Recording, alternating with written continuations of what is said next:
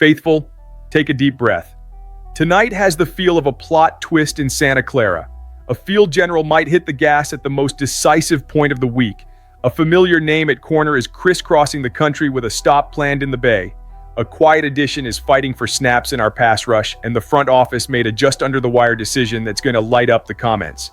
The team is 6-3, Levi's wants noise, and red and gold needs answers. Which move changes everything? Which detail is everyone missing? You won't believe what we've got, so grab a seat, drop a like, and let's dive in. Breathe, Niner gang. All eyes at Levi's are on a single foot, and that's no exaggeration. Brock Purdy is taking more first-team reps this week, a step that felt distant 10 days ago and now sounds like a countdown. Turf toe isn't a punchline. It robs explosion, alters weight transfer, and messes with confidence on those anticipation throws he loves, timed, layered, and on a rope. The staff is deliberately pushing his workload, tracking every cut, every drop back, every read under pressure. On the report, he's limited, but on the field, he's under a microscope because Sunday brings the Rams, and the NFC West does not forgive half measures. If he's ready, the entire psychology of the game flips. If he's not, the contingency remains with Mac Jones, who has kept the ship steady, 5-2 in his appearances, and made the offense functional on third down when the margin for error was thin. But here's the essential caveat: rhythm with the receivers. Ricky Pearsall still isn't cleared, and Brandon Ayuk doesn't have his practice window open yet, which means the passing game is juggling chemistry and separation on the fly.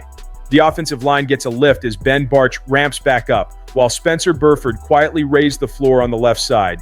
Details that matter when your quarterback needs to trust his first step without worrying about interior collapse. Flip to the other side, and the defense is waiting on Bryce Huff to rev the pocket again. He has 4 of the team's 11 sacks, and that production directly shapes the offensive plan. Shorter opponent possessions let you lean into the run game and play action, protecting Purdy if he's activated. The fan base is split.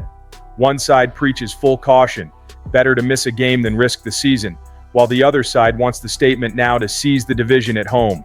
The staff will make the call late in the week off hard data, speed, pain, stability. If Purdy plays, expect a fast rhythm early to test timing and hit those middle-of-the-field staples. If he doesn't, Jones stays on the script of high-percentage throws with heavy tight end usage. And while we're weighing every variable, there's a market twist that could shake up the secondary in a way almost nobody saw coming. Picture it, a pedigree corner off the field since last season, fully cleared and flying through an NFL workout tour with a stop in the Bay. Reports say Asante Samuel Jr. has the green light and will work out for several teams over the next few days, and Monday's visit is Santa Clara. The question flashing through 49ers faithful minds is simple. Is the risk worth it? A spinal fusion is not routine maintenance.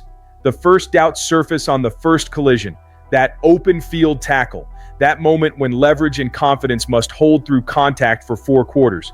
But the tape is seductive. In 2022, he allowed around 42% completions when targeted and consistently attacked the ball with violent, educated hands. Profile-wise, he's a true outside corner, adequate length, twitchy mirror, real route recognition, and that opens the chessboard.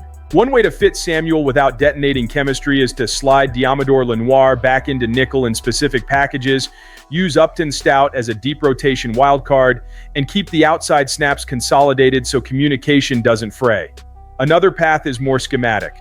Multiply big nickel looks on obvious passing downs, drop a safety in the box to handle RPOs and flats, and free Samuel to erase the primary boundary route. This staff has been creative disguising field and boundary responsibilities. A ball skills outlier unlocks more press bail, late rotate shells, and simulated pressures that don't sell your soul to zero coverage. The crowd is loud and divided. One side cheers, "We need takeaways now, sign him yesterday." The other pumps the brakes, prove the tackling, prove the hip hinge, and re-acceleration. Both arguments land. This defense needs to shorten drives and steal possessions to hide its wobbles. A corner who nudges 50-50 throws into 60-40 outcomes, changes the math for DeMeco-style calls and third down blitz timing. But betting on a name without verifying full contact readiness is how you buy a headline and sell a Sunday. That's why the visit matters. It's transitions, hip flip, click and close, re-acceleration after contact, and most importantly, the re-signing of confidence. If he shows the first step is back, the front office gains real flexibility. You can redistribute snaps, maintain a controlled cost, and save capital for a targeted move in January. If he doesn't convince, you lost an afternoon and gained clarity. And as the secondary takes center stage, the front office already moved a different piece on the board, quietly on the edge. There's a silent reinforcement arriving in Santa Clara, the kind of move national outlets treat like a footnote, but diehards read like a tell. The 49ers added edge rusher Andrew Farmer to the practice squad and released linebacker Stone Blanton. At first glance, it's just depth management. Look closer. Farmer measures around 6'4", 250, with recent time in Denver playing stand-up edge snaps and 61 defensive snaps with the Chargers in 2023. He fits the rotational mold Kyle Shanahan and Steve Wilks love: a steady motor, disciplined angles, and a good feel against boot action. That hints at the real intention: immediate depth insurance in case Bryce Huff's hamstring so much as whispers during warm-ups. With Clelin Ferrell likely getting a couple more elevations and Williams Bradley King already in the support group, Farmer is the extra policy that keeps you from improvising on a Friday walkthrough. And yes, this team has a track record of turning under-the-radar additions into productive rotation pieces. Chris Kokurek's presence matters. He's a technician at squeezing 120% from underestimated traits, and we've watched it turn into big-game snaps more than once. The side effect is practice value. With Pearsall and Aiyuk still sidelined, the staff is juggling scout team looks, and Farmer brings realistic pressure in practice to measure Purdy's or Jones's mobility and release timing under duress. Shanahan's plan to push Purdy becomes more than a line on a sheet when the look team can actually heat the pocket. One more layer. Shanahan praised Spencer Burford for a strong outing and left the door open for Ben Bartch to resume starting duties if the week trends that way. That's a healthy competition that keeps the group alert. Every inch of improvement matters in a conference that punishes even small lapses. And speaking of inches, that gap between we did enough and we blinked at the deadline is exactly what the fan base is arguing about right now. Which brings us to the conversation that has split the 49ers faithful since the final whistle. Did the team actually do enough before the deadline? For roughly 24 hours straight, it's been the talk of the Bay. The SB Nation-style pulse checks haven't been gentle. Many fans think the front office played it too safe. To be fair, the Lions, Rams, and Packers also sat on their hands. San Francisco at least added Keion White, but the argument is whether that's enough to power a Super Bowl push. The defense, once the team's soul, sits 24th in overall efficiency, 25th against the pass, and 22nd against the run. The symptoms have been visible. Pressure isn't landing with the same timing, tackling angles have drifted, and third and long hasn't felt like a trap anymore. It's felt like a dare. Would Jermaine Johnson or Bradley Chubb have flipped that reality by themselves? Maybe not enough to justify the collateral. The front office weighed price versus outcome and decided that paying a premium now could cost flexibility in 2025. That kind of cold math infuriates fans who wanted the all-in signal, but it does preserve the franchise's ceiling. Still, the psychological element is real.